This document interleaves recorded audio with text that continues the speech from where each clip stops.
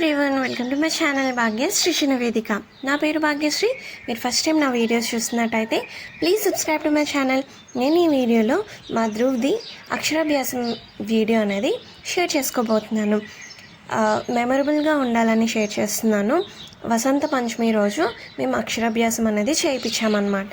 So 3rd ఫిబ్రవరి morning 6కే నేను లేచి కొద్దిగా పనులన్నీ త్వరగా స్టార్ట్ చేసేసాను అనమాట. సో ఆ రోజు ఎంత కామ్గా ఉందో మార్నింగ్ అయితే మీరు ఒకసారి వినండి. చాలా కామ్గా ఉంది కదా, భలే సౌండ్స్ వస్తూ బర్డ్స్ చాలా బాగా అనిపించింది. చాలా ప్రశాంతంగా కూడా ఉంది.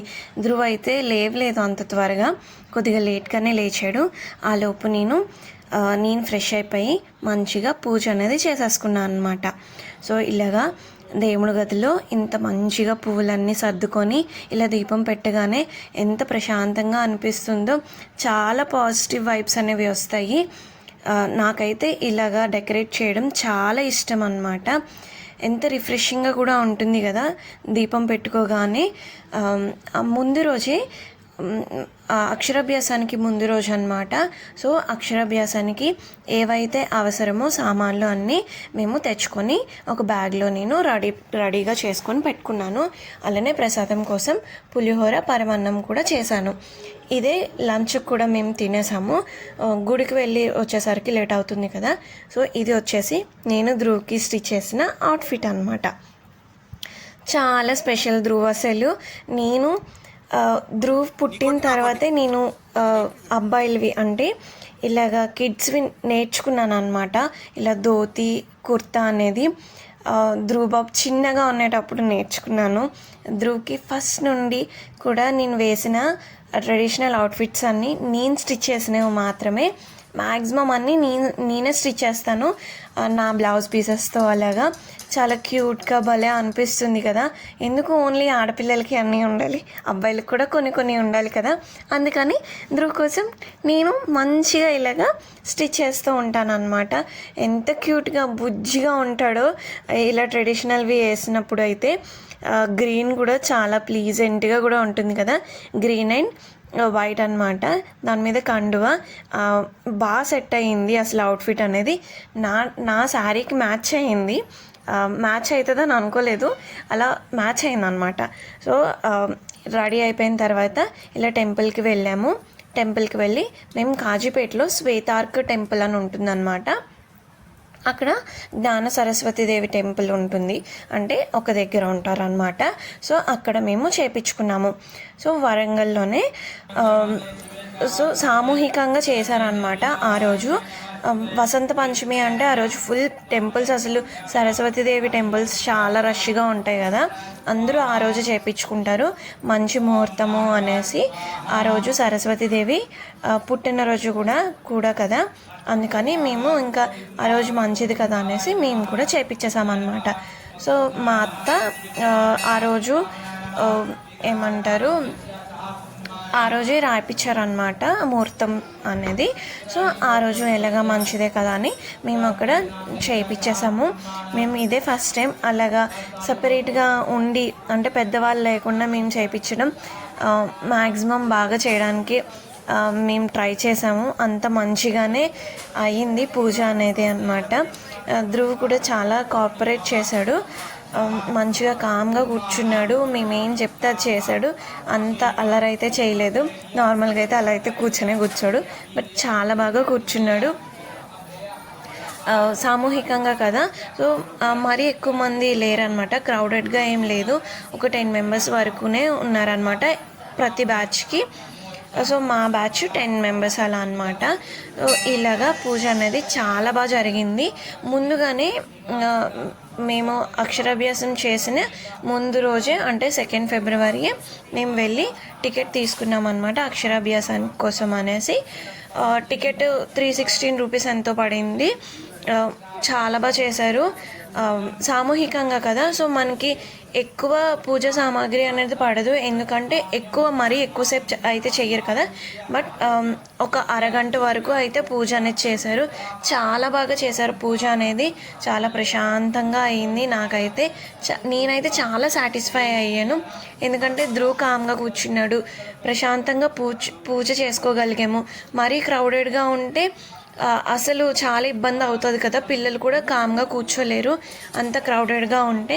చాలా బాగా జరిగింది, నేనైతే చాలా సాటిస్ఫైడ్ అనమాట. నేనైతే ప్రశాంతంగా ఉండాలి అని మాత్రమే కోరుకుంటాను, హరీబరీగా ఏది చేయాలి అని అనుకోను. ఒకవేళ ఏదైనా మర్చిపోయినా సరే ఎంతవరకు చేయగలిగితే అంతవరకే చేసి ఉన్న దాంట్లో హ్యాపీగా ఫీల్ అవ్వాలని మాత్రమే అనుకుంటాను పూజ విషయంలో అయితే. సో ఎక్కువ డౌట్స్ పెట్టుకుంటే మనం ప్రశాంతంగా పూజలు అయితే చేయలేము కదా. సో నేనైతే ఎక్కువ డౌట్స్ అనేవి పెట్టుకున్నాను అనమాట. సో ఉన్నంతలో నేను చేసుకొని వెళ్ళిపోతున్నాను. ఇక్కడ సామూహికంగా కదా, సో పంతులు అయితే ఫాస్ట్గా చెప్తూ ఉంటారు, మనం తీసేలోగా పంతులు చెప్పేది వెళ్ళిపోతూ ఉంటుంది అనమాట. బట్ నేను మ్యాక్సిమం ట్రై చేశాను చేయడానికి, కానీ ప్రశాంతంగా చేసుకున్నాము కాబట్టి ఏం అనిపించలేదన్నమాట.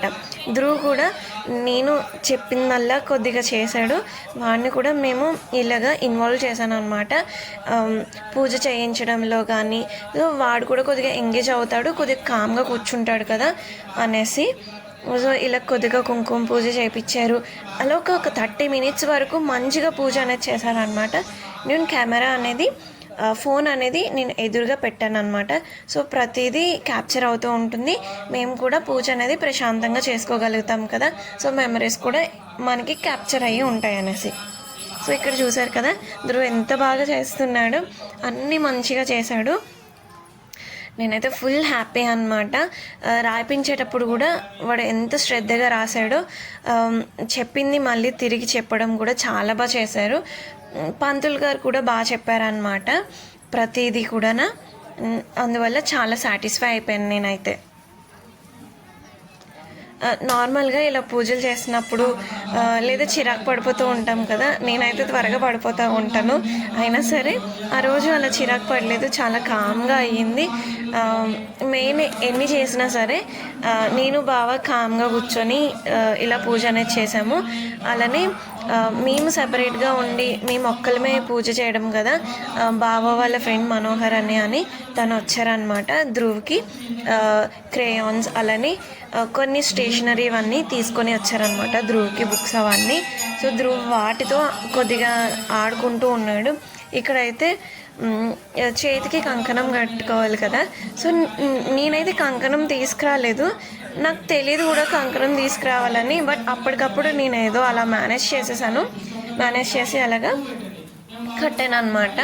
ఇలాగా స్లేట్కి బొట్టులు అవి పెట్టి పూజ చేయమన్నారు. స్లేట్కి పూజ చేసేసి అప్పుడు స్లేట్ మీద శ్రీ ఓం అని రాయించమన్నారు. సో మేము అలాగా రాయించామన్నమాట.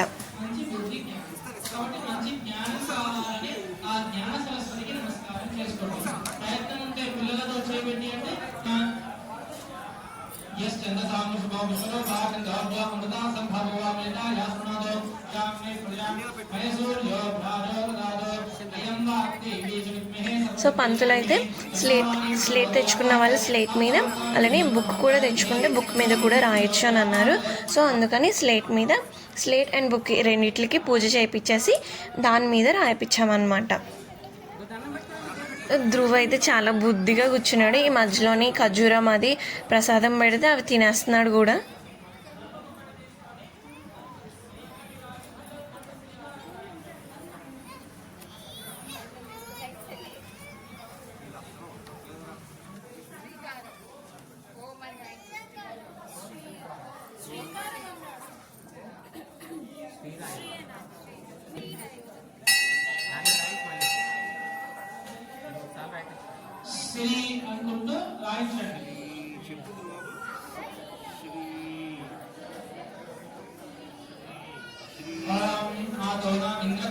నా ఫేస్లో హ్యాపీనెస్ చూసారా, ఎంత హ్యాపీగా ఫీల్ అవుతున్నానో. మాధురు మంచిగా రాసుకోవాలి, మంచిగా చదువుకోవాలి, మంచి నాలెడ్జ్ని గెయిన్ చేయాలి అని నేనైతే చాలా చాలా హ్యాపీగా ఉన్నా అన్నమాట.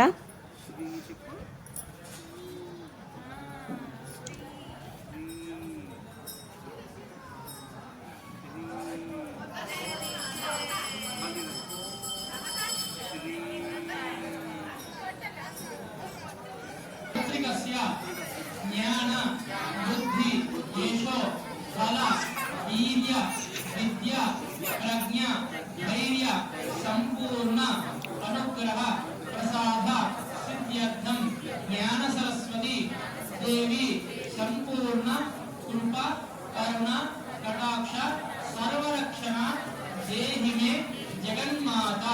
అమ్మవారిని మనస్ఫూర్తిగా దండం పెట్టుకోండి. పిల్లలకు మంచి బుద్ధి ప్రజ్ఞ యశో ధైర్యాలు మంచిగా అమ్మవారి ఆశీస్సులతో కలగాలని నమస్కారం చేసుకోండి.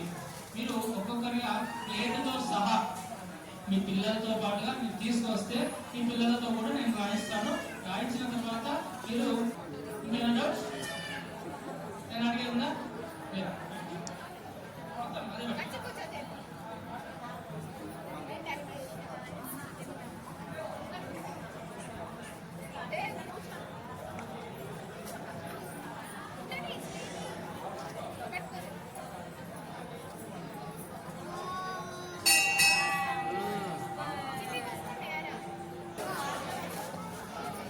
సో ఇక్కడ నేను ఇలా పిక్చర్స్ అనేవి కొన్ని తీసుకుంటున్నాను అనమాట.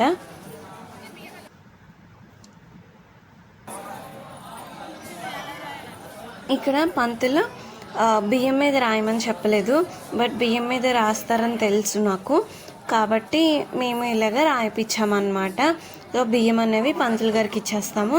సో ఇలాగా ఇచ్చేయడమే కదా, సో మనకి తెలిసినంతలో మనం చేయించవచ్చు అని ఇలాగా బియ్యంలో కూడా ఓం నమ శివాయ సిద్ధం నమః అని రాయిపించామన్నమాట. సో వాడు నమః అని అంటున్నాడు, ఈ శ్రీ అని అన్నాడు. అంటే చెప్పింది కొద్దిగా రిపీట్ చేయడానికి ట్రై చేశాడు అనమాట. అందువల్ల చాలా హ్యాపీగా అనిపించింది.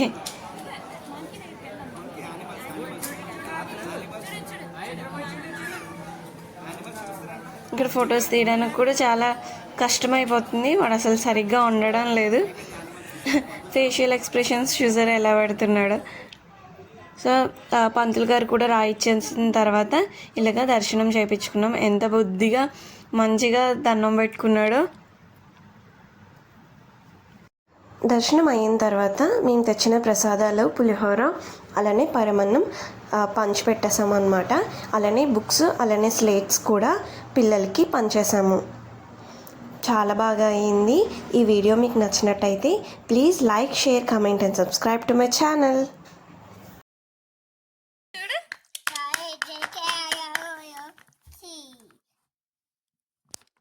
ఎక్కడికి వెళ్ళాం మనం ఈరోజు?